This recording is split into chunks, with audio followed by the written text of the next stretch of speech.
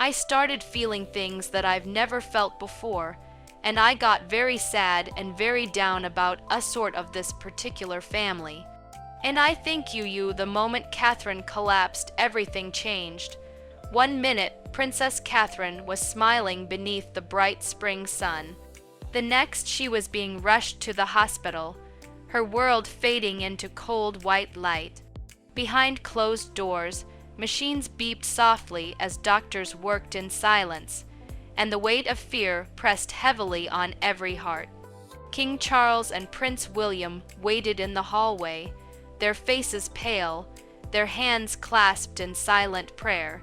"She's still fighting," someone whispered, but for how long?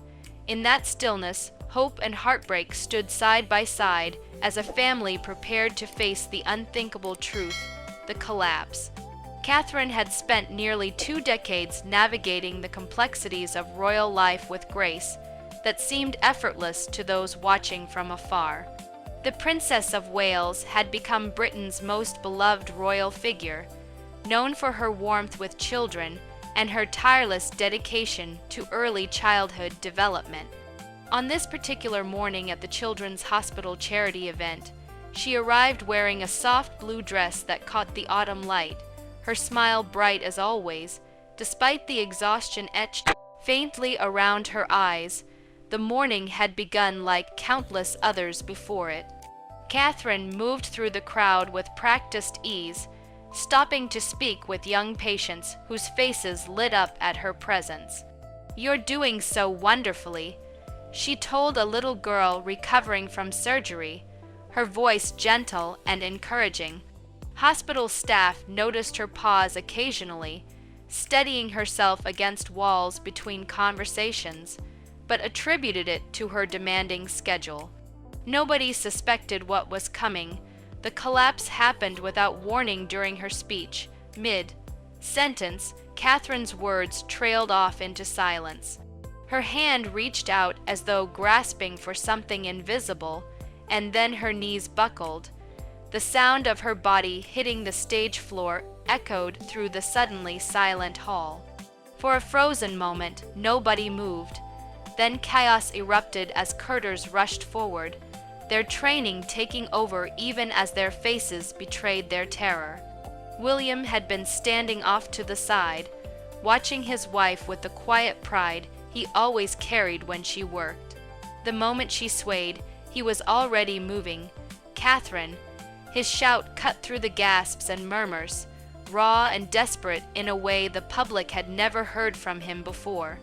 He reached her in seconds, dropping to his knees beside her crumpled form. "Get help now," he commanded, his usual composure shattered as he cradled her head, checking frantically for signs of consciousness.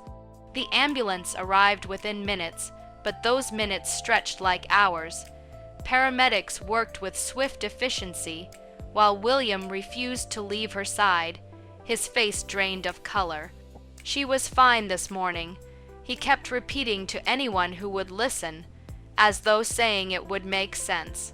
She was absolutely fine. The convoy of vehicles that rushed through London streets toward Windsor carried not just the princess, but the weight of a nation's sudden fear. At Windsor, doctors moved with urgent precision.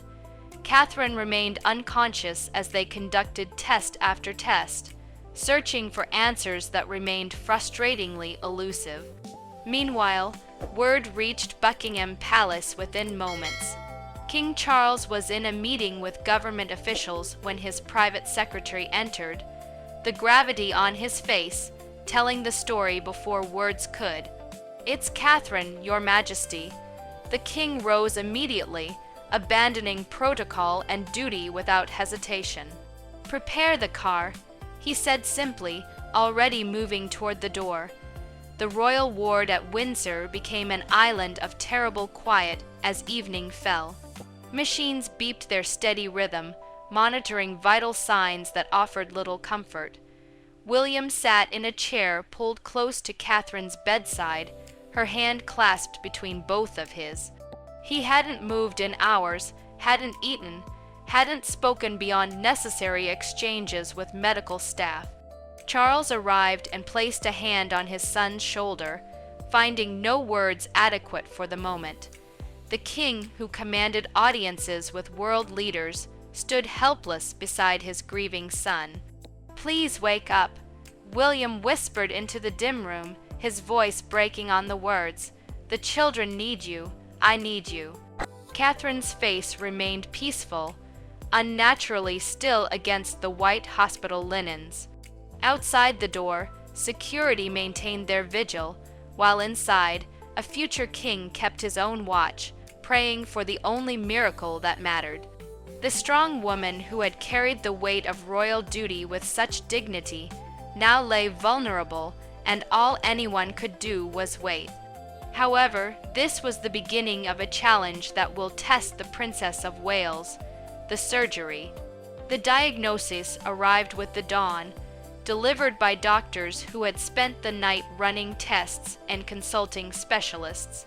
Catherine had a serious abdominal condition that demanded immediate surgery.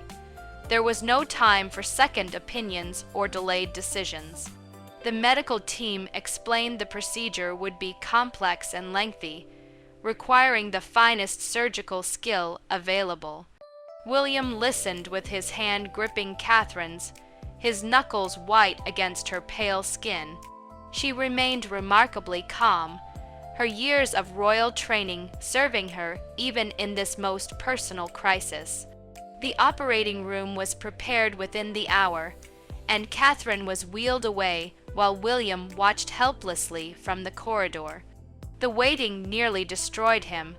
William paced endlessly outside the surgical theater, his usual composure completely abandoned.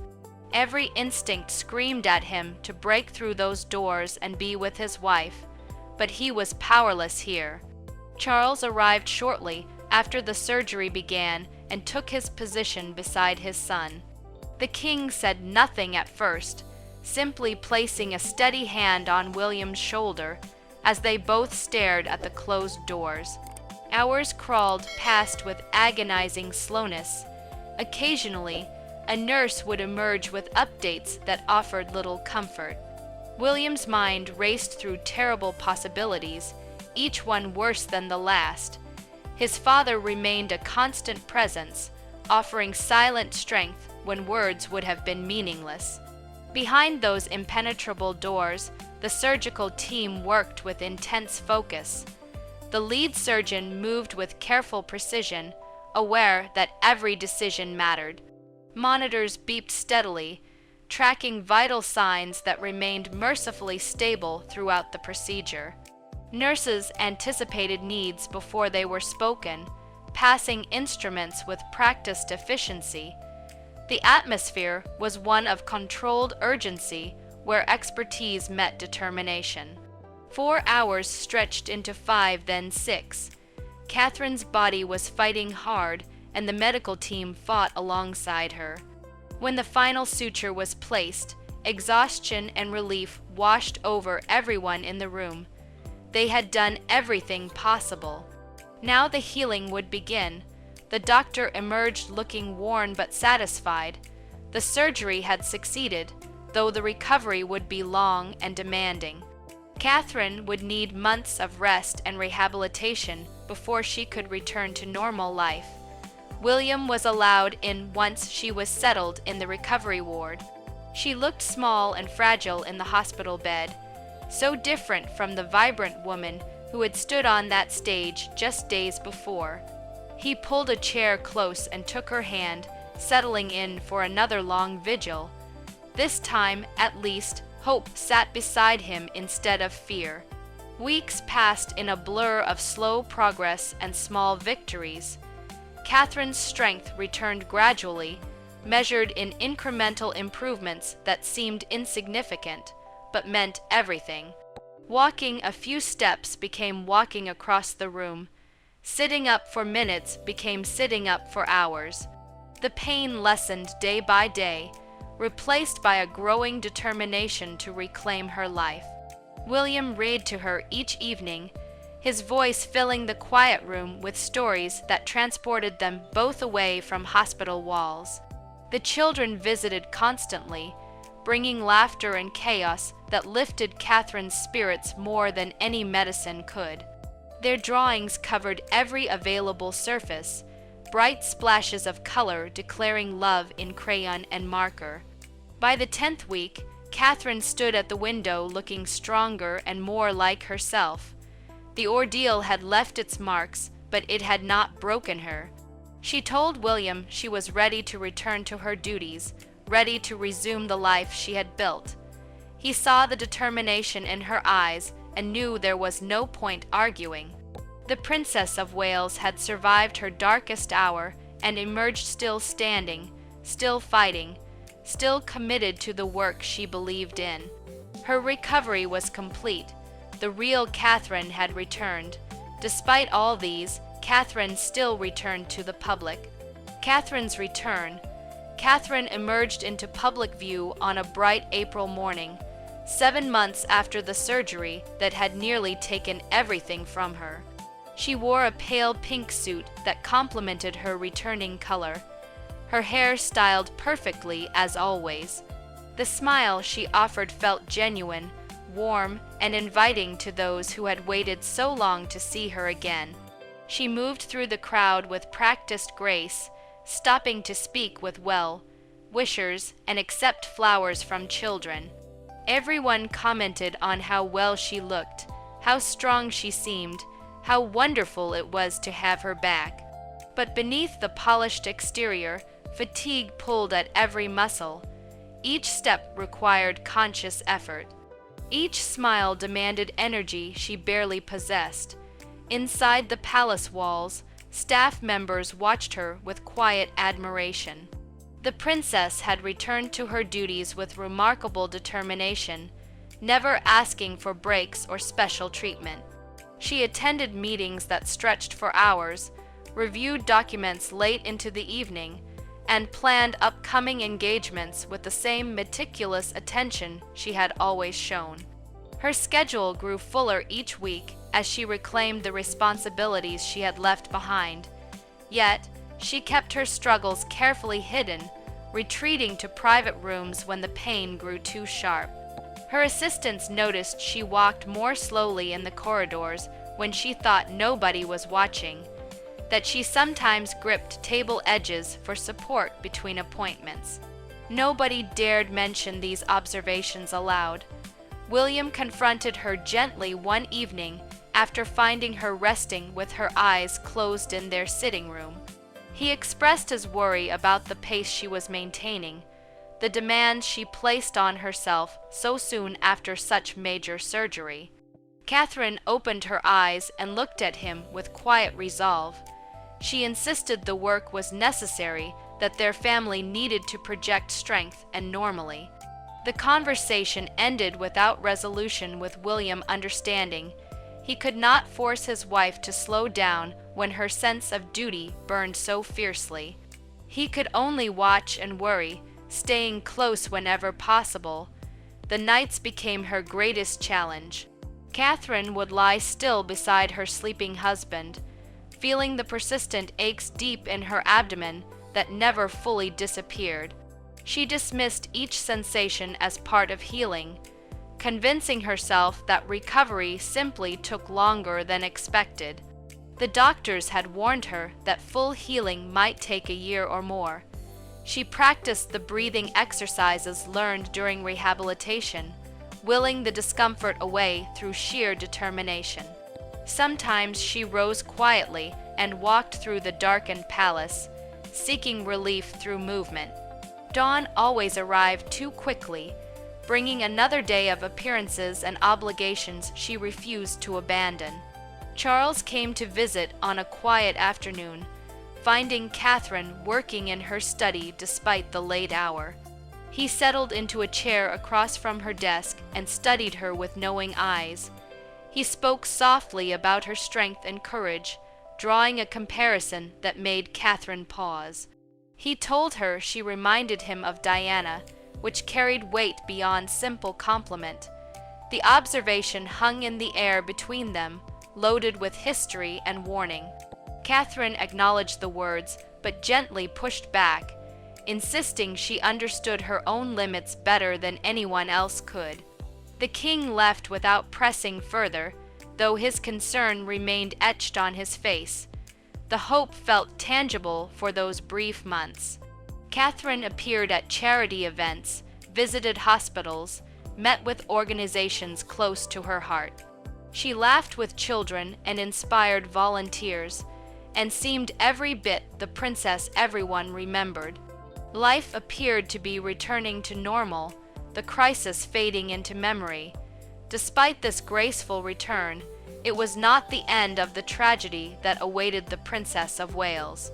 The second collapse, the Windsor Gardens event, had been carefully planned for weeks, a celebration of spring that would showcase Catherine's full return to public life.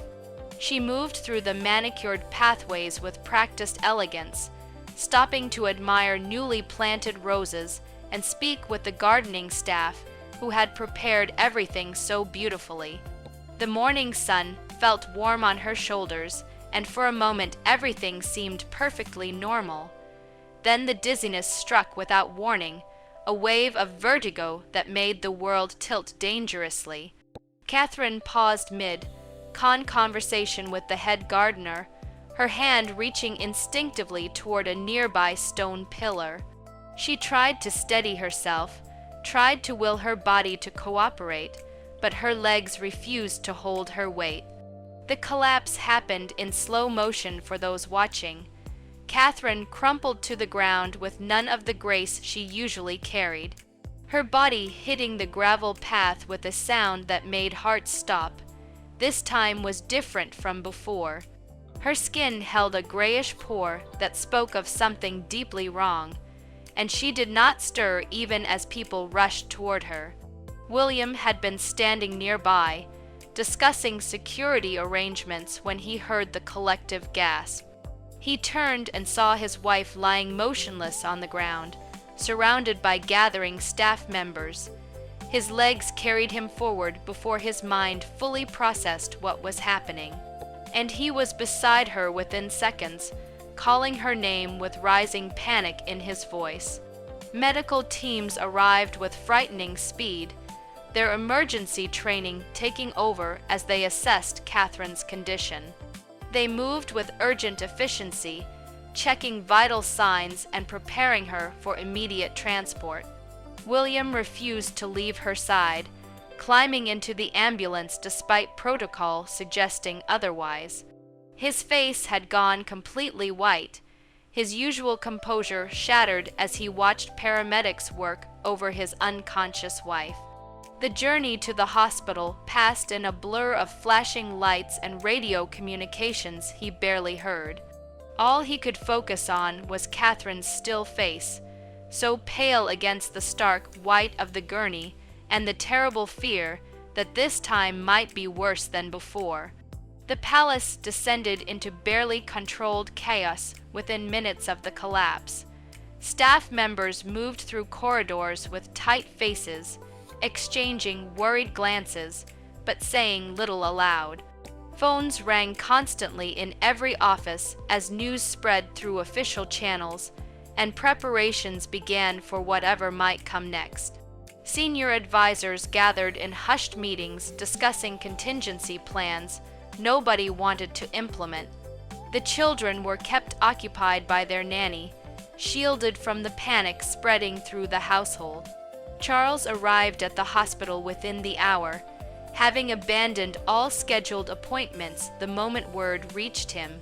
He found William in the waiting area, pacing with the same restless energy that had marked the first surgery months ago. Hours stretched into an eternity as doctors ran test after test, searching for answers that would explain this second collapse. Catherine remained unconscious through most of the examinations, her body finally surrendering to exhaustion it could no longer fight. The medical team worked with grim determination, consulting specialists and reviewing scan results with increasingly serious expressions. When the lead oncologist finally requested a meeting with the family, the atmosphere shifted from anxious to terrified. William and Charles were shown into a small consultation room that smelled of antiseptic and felt suffocatingly small. The doctor sat across from them, and the words he spoke changed everything. Cancer. The word hung in the air like a physical presence, sucking oxygen from the room and replacing it with dread. The oncologist explained the diagnosis with clinical precision, detailing where the disease had taken root and how aggressively it appeared to be spreading. William felt his hands begin to tremble uncontrollably, his fingers gripping the arms of his chair until his knuckles turned white. Beside him, Charles closed his eyes slowly, as though hoping that when he opened them again, reality might have shifted into something more bearable. The doctor continued speaking about treatment options and survival rates, but the words became meaningless noise beneath the roaring in William's ears. His wife, Catherine, had cancer. They were allowed in to see her when she finally woke late that evening. Catherine's eyes opened slowly, confused at first before memory and awareness returned. She saw William and Charles sitting on either side of her bed, both men with red-rimmed eyes that told her everything before any words were spoken. William reached for her hand, his touch gentle despite the tremor running through his fingers. He tried to speak, but his voice broke on the first word.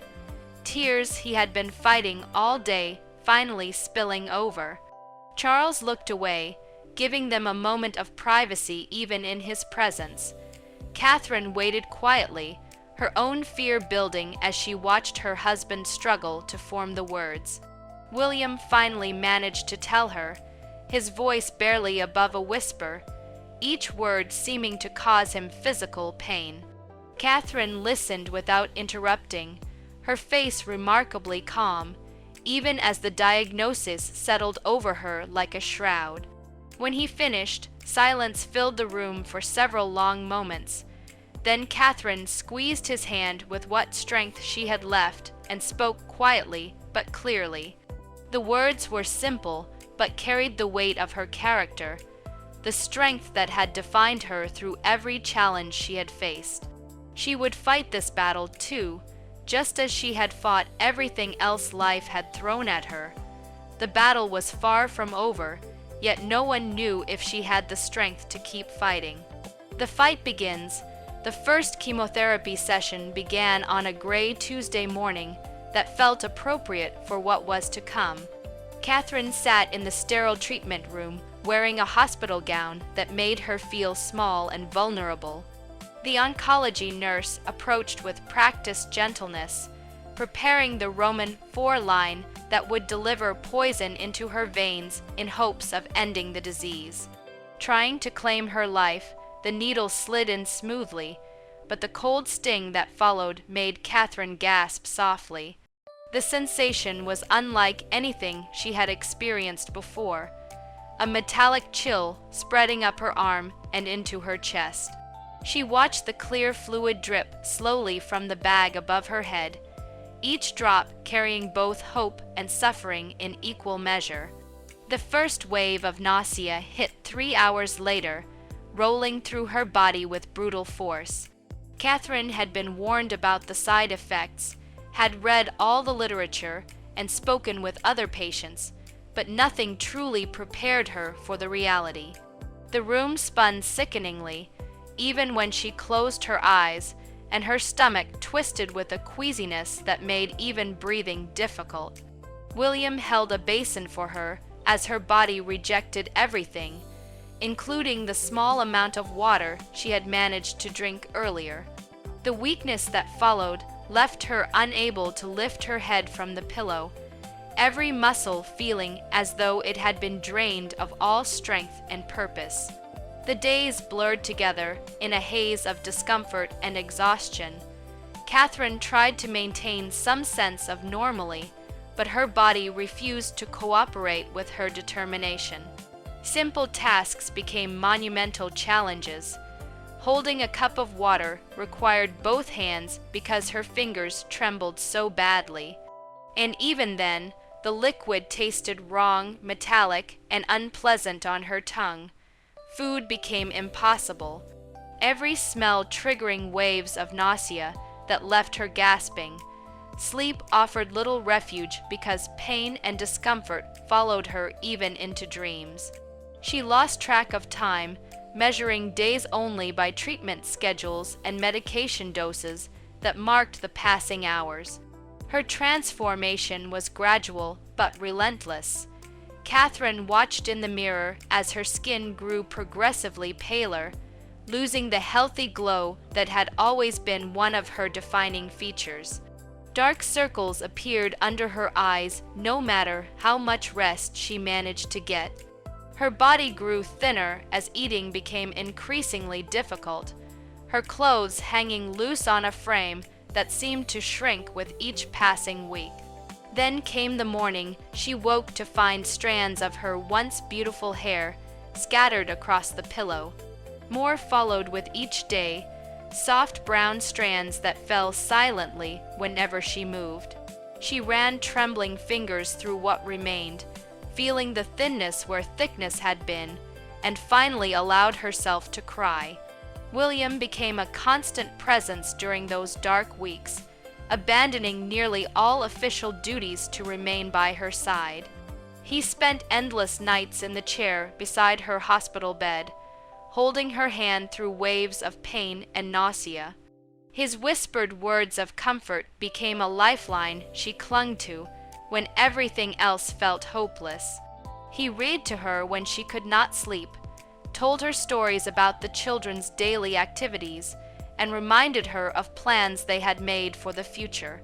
His voice became an anchor, keeping her tethered to life when the suffering made her want to drift away.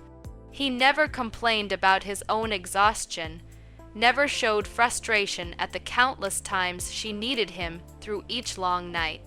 Charles visited regularly, but quietly, understanding that his daughter-in-law needed peace more than conversation. He always brought fresh flowers that filled her room with color and life, bloomed, carefully chosen from the palace gardens she loved so much. His handwritten notes arrived daily, words of encouragement penned in his distinctive script. The king, who commanded such formality in public life, showed only tender concern in these private moments, sitting beside Catherine's bed, and simply being present when words felt inadequate. His grief at watching another beloved family member suffer was visible in the lines deepening around his eyes, but he channeled it into quiet support rather than despair. Catherine forced herself to smile for her children despite the exhaustion that made even that simple gesture difficult. George, Charlotte, and Louis visited as often as allowed, their young faces showing confusion and worry. They tried to hide. They brought drawings and school projects chattering about their days in an effort to bring normally into the sterile hospital room. Catherine listened with complete focus, even when fatigue made concentration nearly impossible, asking questions and offering praise. She hugged them carefully, mindful of the Roman 4 lines and her own fragility, breathing in the scent of their hair and memorizing the feel of their small bodies against hers. When they left, she would collapse back against the pillows, completely drained, but grateful for those precious moments. One particularly brutal night, when pain overwhelmed every coping mechanism she had developed, Catherine felt her resolve finally crack. The suffering had become too much, the battle too hard, the future too uncertain. Tears streamed down her hollow cheeks as she lay in the darkness, her body racked with agony that even the strongest medications could not fully eliminate.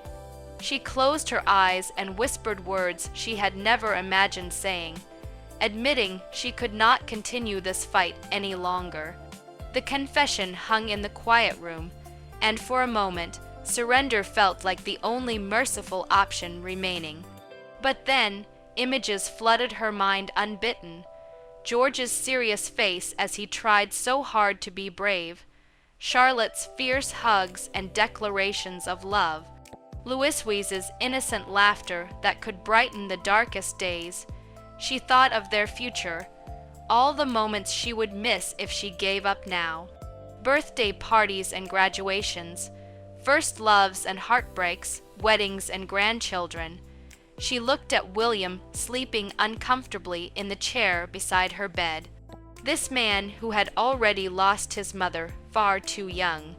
The thought of putting him through that grief again, of leaving her children without a mother, the way Diana's sons had been left, became unbearable. Catherine reached out with a shaking hand and touched William's arm, waking him gently. He sat up immediately, alert despite his exhaustion, ready to help with whatever she needed. She looked into his worried eyes, seeing the fear he tried so hard to hide, and felt something shift inside her chest. The determination that had carried her through every challenge in her life flickered back to life, small but growing. Through tears that would not stop falling, she spoke words that came from somewhere deeper than conscious thought. Her voice was soft and broken, but the resolve behind it was absolute. She would fight this disease with everything she had left. No matter how much it hurt, no matter how long it took for her children, for her husband, for the life they had built together, she would endure. However, this determination was about to crack because of one visit, the unexpected visit. Queen Camilla arrived at the hospital on a cool afternoon, 3 weeks into Catherine's chemotherapy treatment. She swept into the private ward with the confidence of someone accustomed to palace corridors, carrying herself with the formal bearing expected of her position. Catherine was sitting propped against pillows when the Queen entered, her thin frame draped in a soft robe that did little to hide how much weight she had lost. Despite her weakness, Catherine summoned a polite smile and greeted her mother-in-law with the graciousness that had become second nature over the years.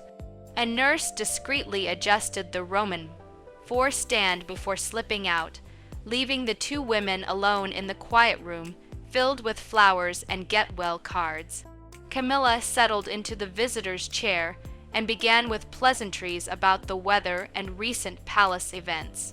She commented on the flowers arranged throughout the room, asked basic questions about Catherine's comfort, and mentioned that everyone sent their regards. The conversation felt stiff and superficial, dancing around the obvious truth of Catherine's condition without truly acknowledging it. Catherine responded when appropriate, her voice soft but steady, trying to maintain the appearance of normalcy even as exhaustion pulled at every word.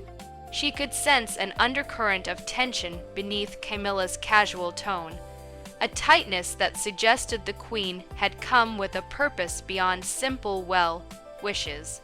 The shift happened gradually at first, then all at once. Camilla's questions became pointed, asking when Catherine planned to resume her royal duties and noting how many engagements had been cancelled or reassigned.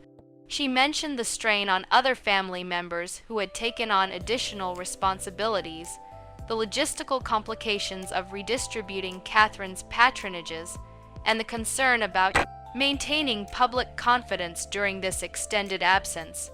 Catherine listened with growing unease, recognizing where this conversation was heading, but hoping she was wrong.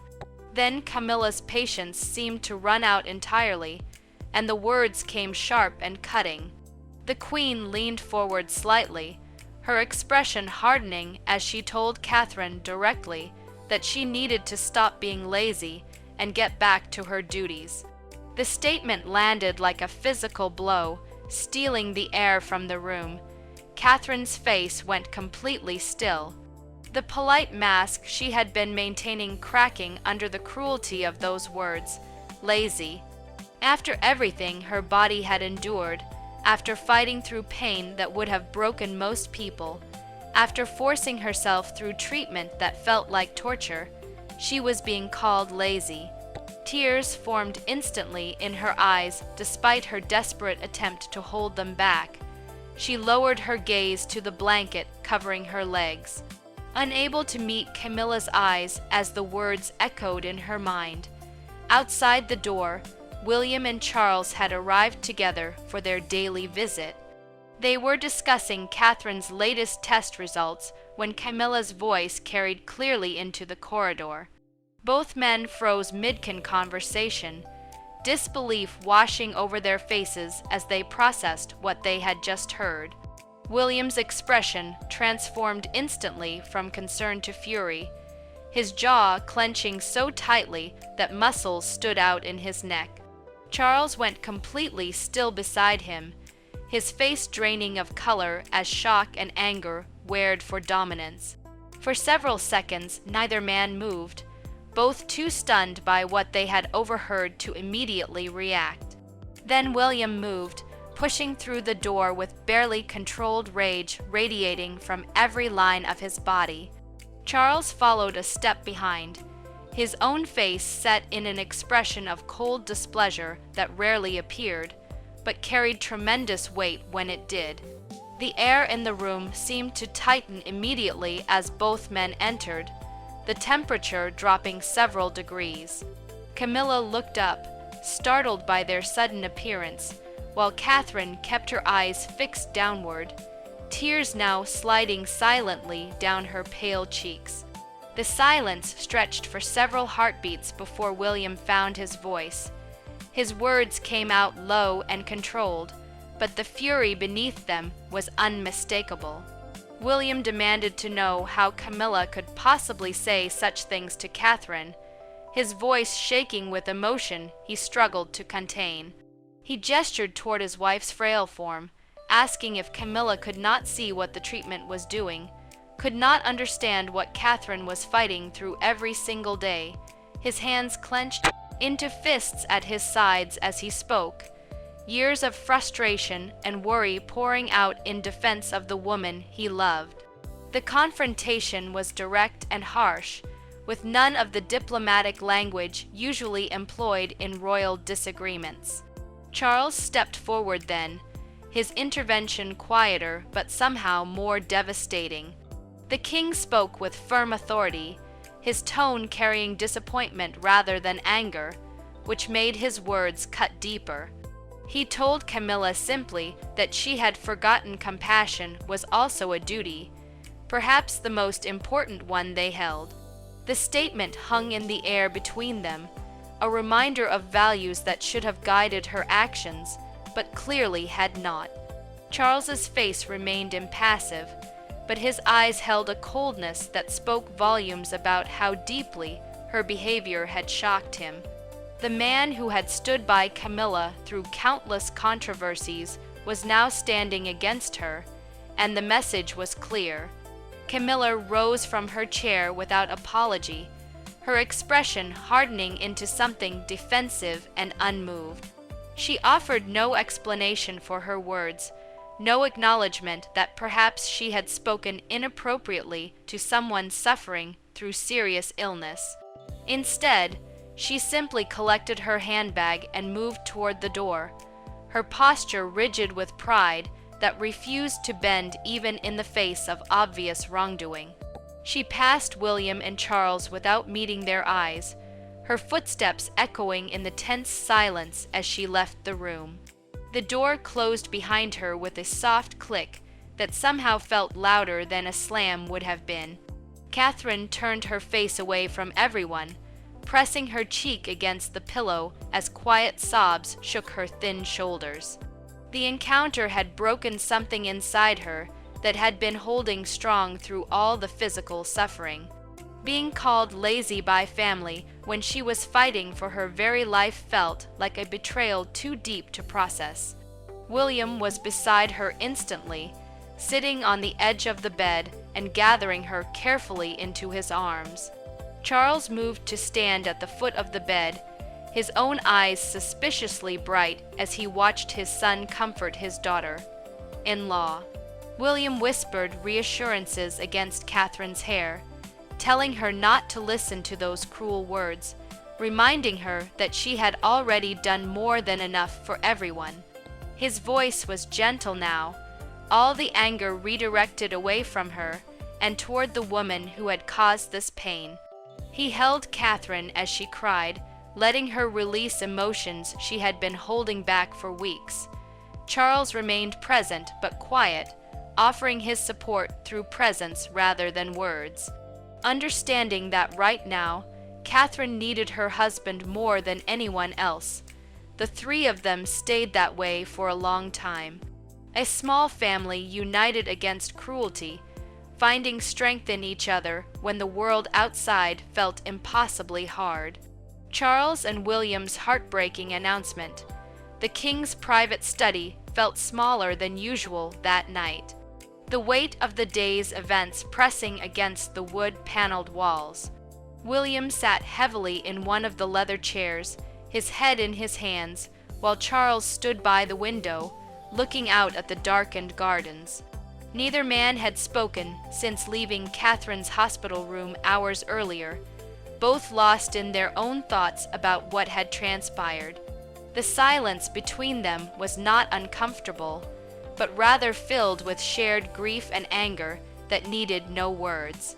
Finally, Charles turned from the window and moved to sit across from his son, the familiar creak of the chair breaking the quiet.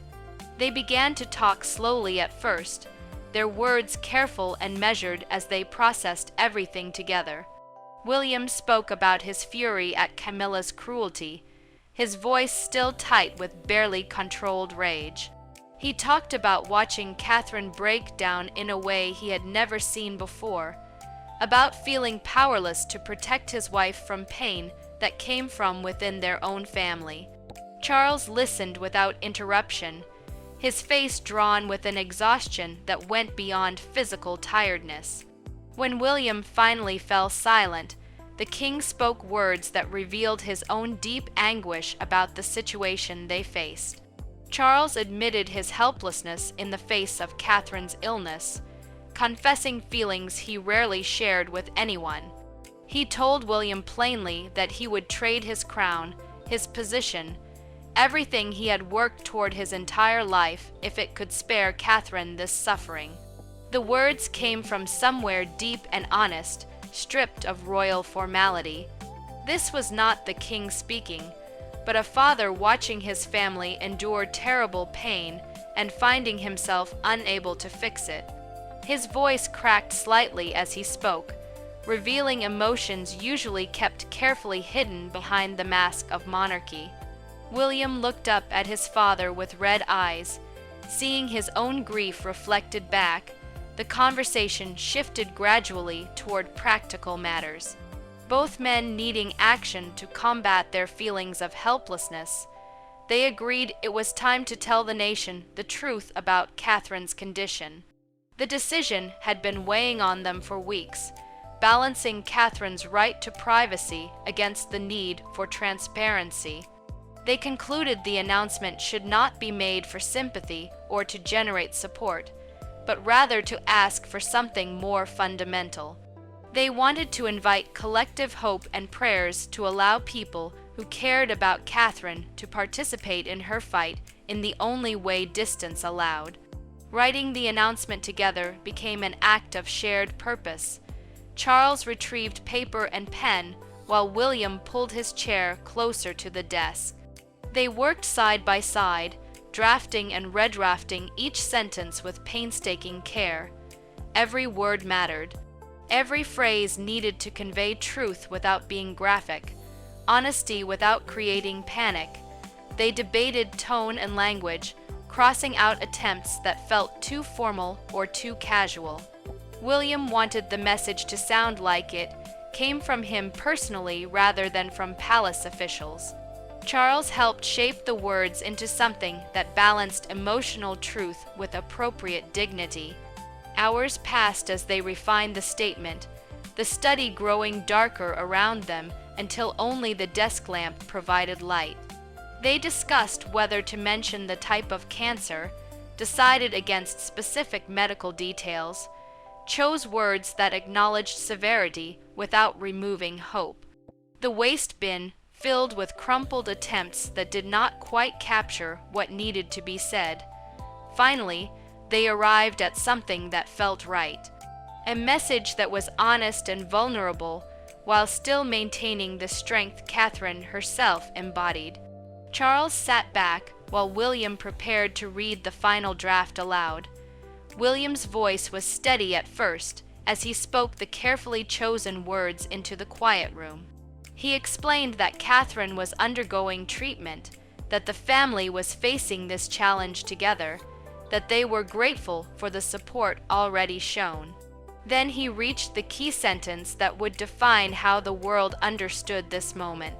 His voice faltered slightly as he read that Her Royal Highness, the Princess of Wales, was bravely undergoing treatment for cancer, and that the family asked she be kept in thoughts and prayers. The words hung in the air after he finished, making everything feel suddenly and terribly real. William closed his eyes against the emotion threatening to overwhelm him. Speaking the words aloud, knowing they would soon be released to millions of people, made Catherine's illness feel more permanent somehow.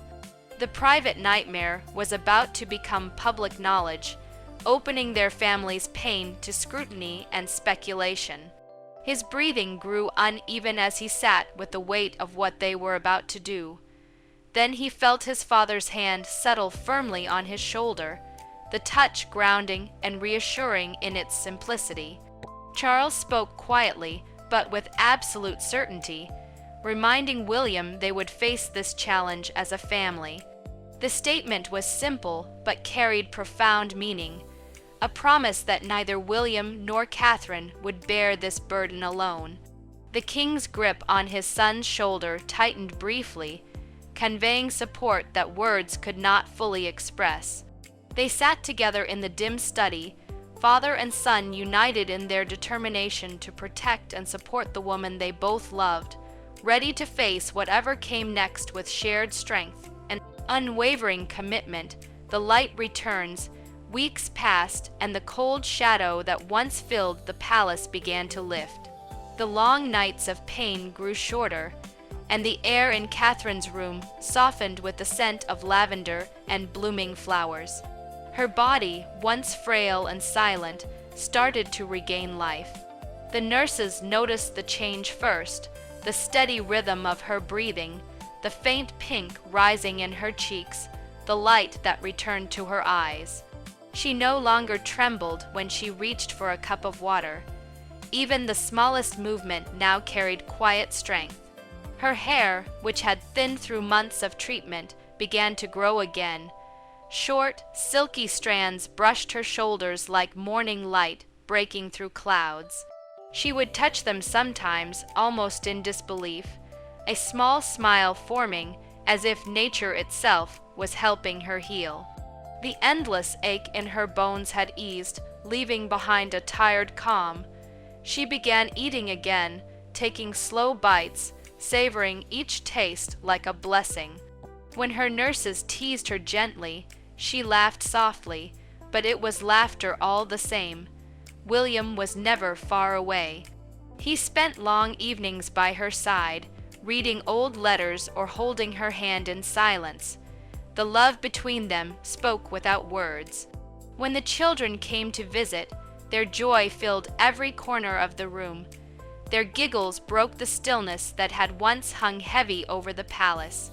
George showed her a drawing. Charlotte brushed her mother's hair, and little Louis climbed onto the bed, resting his head on her lap. Watching them, William's eyes glistened with relief. In the doorway, Charles stood quietly, a faint smile softening the deep lines of worry on his face. One morning, Catherine asked to go outside. She was wrapped in a warm shawl as she took her first steps into the garden.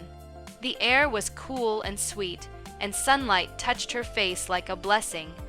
Every step she took felt like a triumph, her body fragile, but her spirit unbroken. She paused beneath the old oak tree, breathing deeply, as though drawing strength from the earth itself. Days later, she joined the king for a small ceremony in the palace grounds. Together, they planted a young tree, its roots pressing deep into the soil. When the task was done, William leaned close and whispered that she had done it. Catherine turned to him with a tired smile, her voice barely above a breath as she said that they had done it.